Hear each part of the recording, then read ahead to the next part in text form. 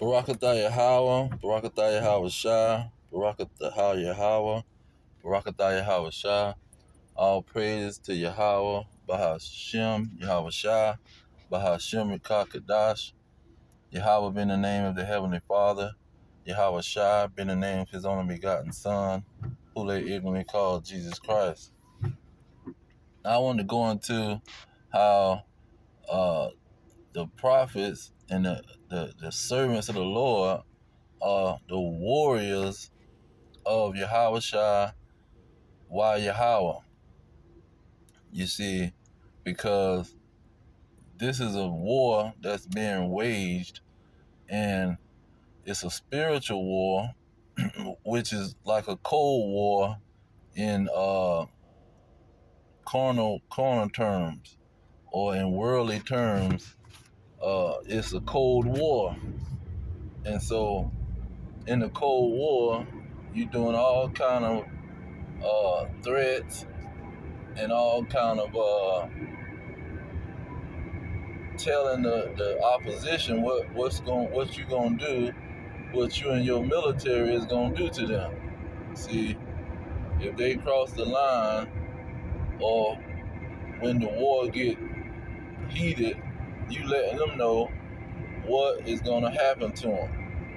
You see, and sometimes the Cold War affects the hot war when things get hot, and this is what's going on with the ministry. See, the ministry is a cold war. You serving your enemy a hot dish or a cold dish of what you gonna do to them. See, you serving the enemy up instructions on what exactly you and your military is gonna do today behind if they come against you, or they think they're gonna win this war. And the scriptures back this up. This is what the purpose of the Israelites was. Now, King David in Psalm 94, he was a major warrior of the Lord. And he said, verse 3, he said, Lord, how long shall the wicked triumph? Okay? He says, how long shall they utter and speak hard things? See, because the opposition is speaking all kind of hard things. And this is what we speak. We speak hard things. See, all knees is going to bow down to our army. All knees and every eye is going to see our army, and they're going to bow down and submit themselves. They're going to lick the dust of our feet.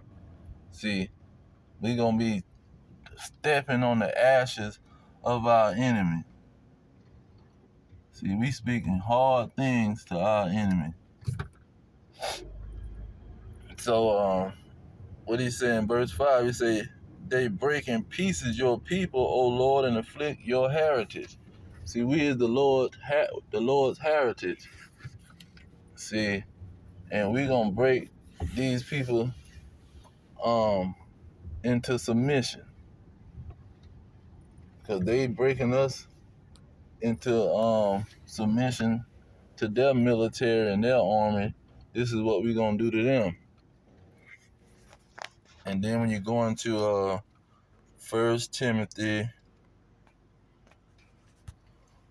1:18, it says, this charge I commit unto you, son Timothy, according to the prophecies which went before on you, that you by them mightiest war a good warfare. See, because this is a war that's going on. And in this spiritual war, or this cold war, we speaking hard things to the enemy and telling them they're gonna lose at a catastrophic level. They're gonna lose at a level that's never seen before.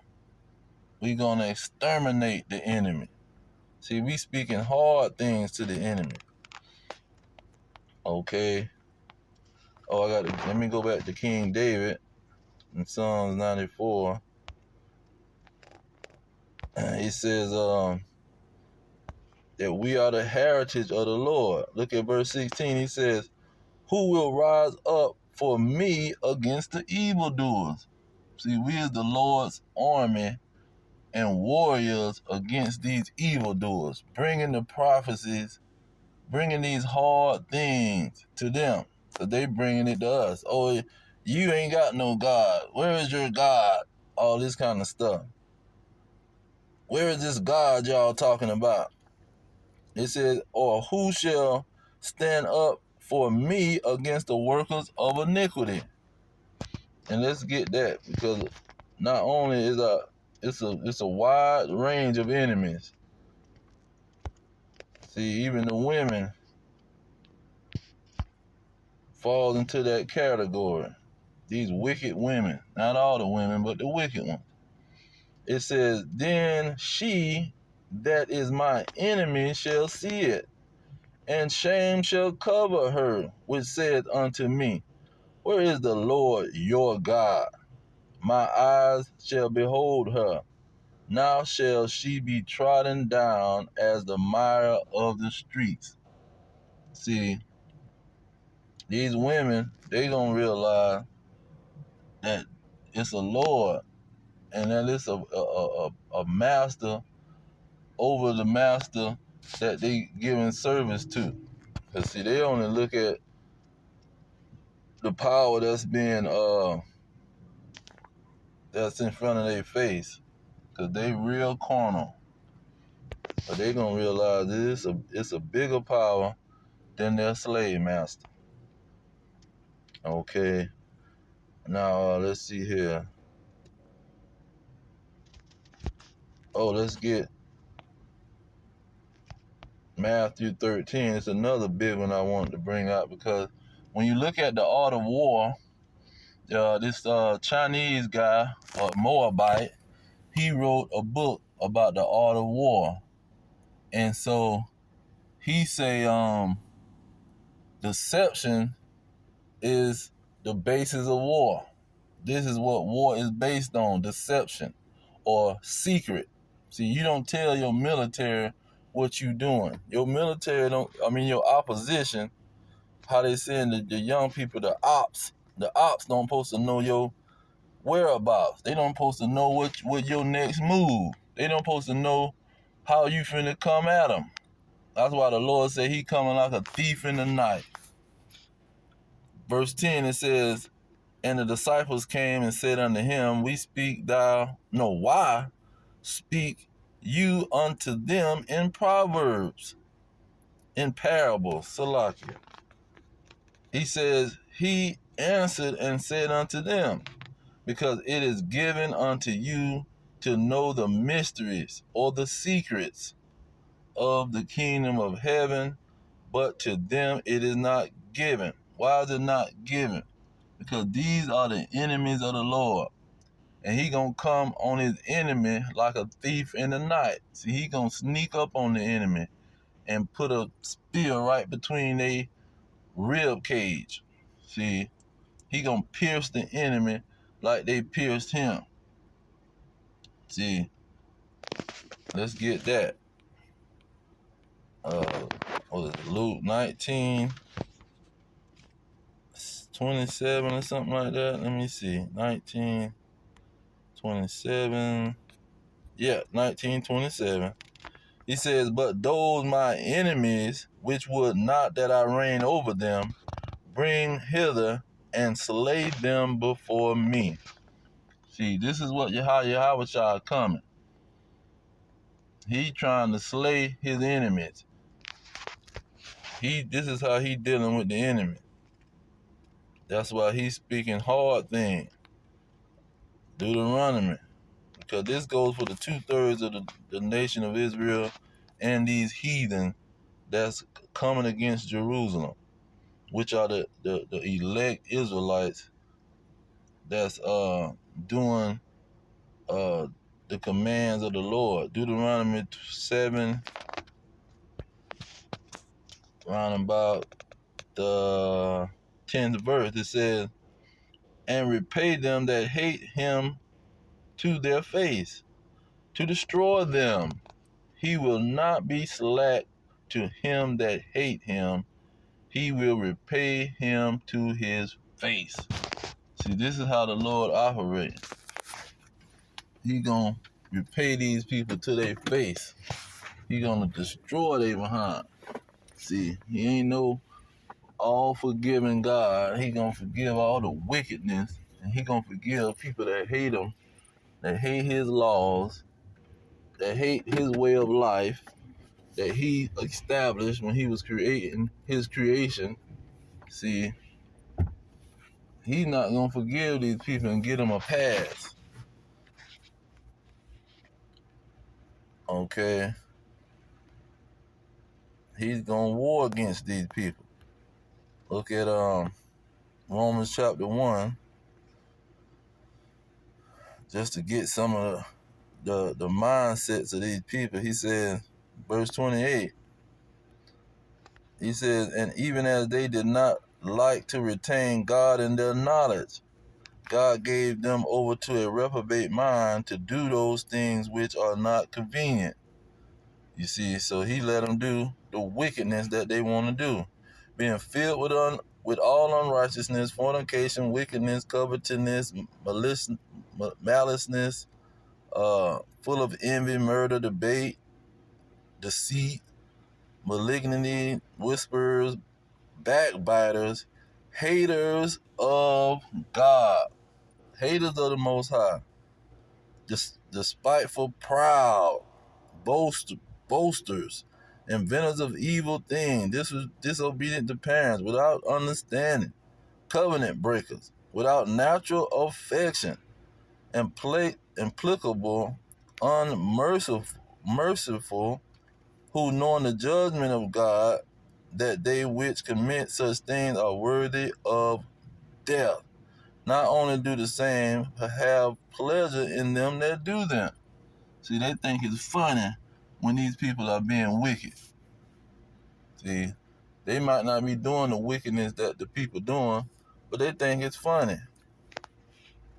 They say that, oh, they got the right to do what they want to do. I don't hate nobody and all this kind of stuff. And the Lord, let's go ahead and get that.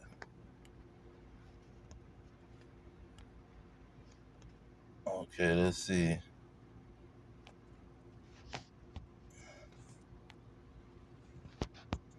Hate evil.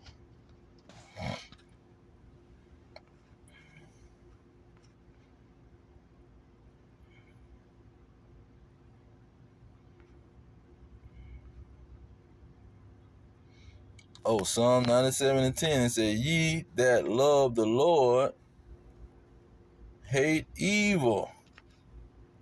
He preserved the souls of his saints. He delivered them out of the hand of the wicked.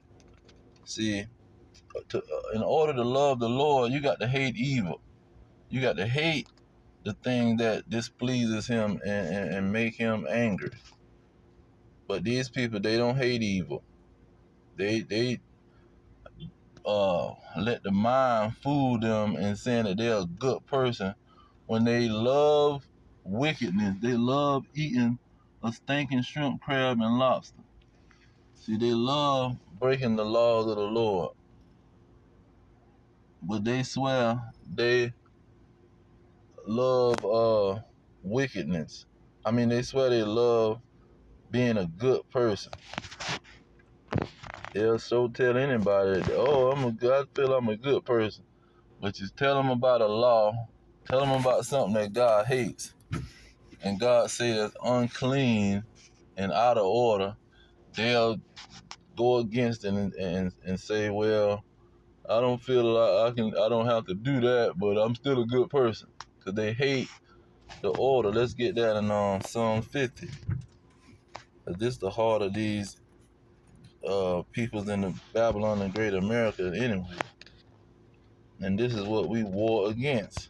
16, it says, but unto wicked God says, what have thou to do to declare my statutes, or that thou should take my covenant in your mouth. See, they talking about God, love, and they got God in their mouth all the time. 17, it say, sin, thou hateth instruction. How you gonna hate instruction, but say you love God, and you want to talk about God, but you hate his instruction, and cast my words behind thee. See, this is what these Americans and these Christians and Muslims, this is what they do. They hate his word and his instruction that the Israelites is his inheritance, and he gonna fight for them. See, they hate that situation, but they ready to throw God in their mouth. They pray 5 times a day, and they are Christian, hollering Jesus Christ every 5 minutes. Okay, and so this is how we war with these people, because we hate evil, and we gonna fight against and stand up against the evildoers. We the warriors to stand up against them and tell them that they doing wickedness. Jeremiah 51, Salakia 51 and 20 say, thou art my battle axe and weapons of war. See, he's using us as his weapons. We the warriors that he's fighting this war with. For with you will I break in pieces the nations, and with you will I destroy kingdoms. See, we are the warriors that the Lord is going to destroy this kingdom with. Let's see here, not Habakkuk, I want Haggai 2 and 22. What kind of kingdoms is he going to destroy? It says, I will overthrow the throne of kingdoms, and I will destroy the strength of kingdoms of the heathen. See, not the Israelites that's living in some kingdom, and he going to destroy that whole kingdom, which he is going to destroy the kingdom of Babylon the Great, and Israelites going to be destroyed in there. But the focus is on that Edomite kingdom. The focus ain't on the Israelites that's living in that kingdom. They just gonna go along with the kingdom and take the kingdom over God. It says, the kingdom of the heathen, and I will overthrow the chariots and those that ride in them, and the horses and their riders shall come, everyone by the sword of his brother. So this is how we warn against these people. And in the end, we're gonna destroy their behind. This is what the prophecy is saying. Let me get Zechariah.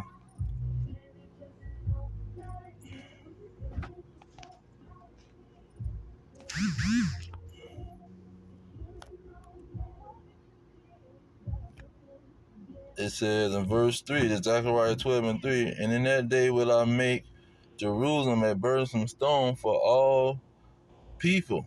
All that burden themselves with it shall be cut in pieces, though all the people of the earth be gathered together against it. See, all these heathens is coming against the Israelites. And so we gonna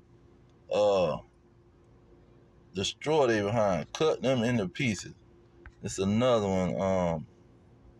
Verse 8, it says, and it shall come to pass in that day, Salaki, verse 8, in that day shall the Lord defend the inhabitants of Jerusalem, and he that is feeble among them at that day shall be as David, a warrior, and the house of David shall be as God. See, Exodus 15 and 3, God is a man of war, a warrior, as the angel of the Lord before them. See, the Lord of hosts, the Lord of armies, the Lord of warriors. And it shall come to pass in that day that I will seek to destroy all the nations, meaning the heathen, that come against Jerusalem. Let's get one more. With that, I'm going to end it with this one, Joel 3 and 11, is it?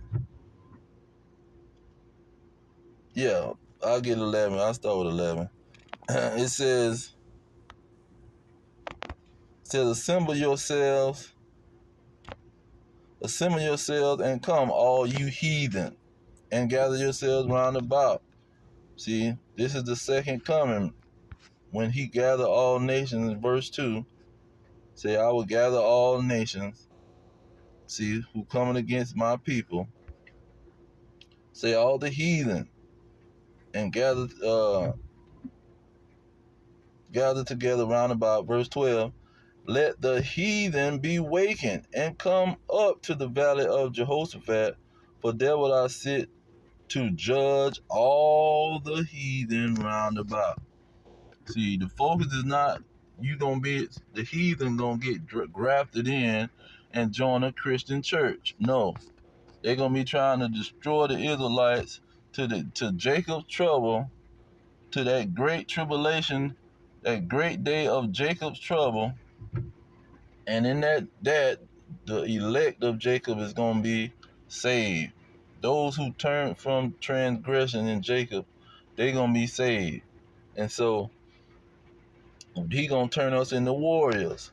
See, let's get some of Paul in the New Testament, since they try to come against the Old Testament. 1 Corinthians 15, getting straight to the point, and verse 51, it say, behold, I'll show you a mystery. See, this is the secret. The elect gonna understand this. His warriors is gonna understand this. We shall not all sleep, but we shall be changed in a moment, in the twinkling of an eye, at the last trump. For the trumpet shall sound, and the dead shall rise incorruptible, and we shall be changed. What are we going to be changed into? For this corruptible must put on incorruption. This mortal must put on immortality. We're going to be like God, like the angel of the Lord, immortal. We're going to have immortal bodies. And the Israelites is going to break in pieces every last kingdom on the earth and set up our kingdom and make these heathens serve us. This is what we're going to do. This is the house of David. This is what it's going to do. It's going to get raised back up. David put in submission the whole earth. See, all kingdoms was under King David and King Solomon, and he put them in submission under his order or authority. And this is what is going to get raised back up in the last days. This is why Yahawashi is called the son of David, because he is one of the kings that's going to be reigning in that house of David, in the nation of Israel. See, he's going to be the head king in the nation of Israel. This is what they don't want nobody to know, and they ain't going to know, because it's a secret. It's a mystery. He letting the elect understand these things and have faith in these things, that we are the warriors of the Lord, and he letting us know this secret so we can destroy our enemies. But I'm going to leave it there. All praise to Yahawah, Ba'ashem Yahawashi, Ba'ashem Kakadash. Double honor to the elders pushing the truth. Peace to the elect worldwide. The blacks, Hispanics, and Native Americans, descendants of slaves, scattered around the globe on slave ships and through many captivities. Our kingdom is at hand. Shalom.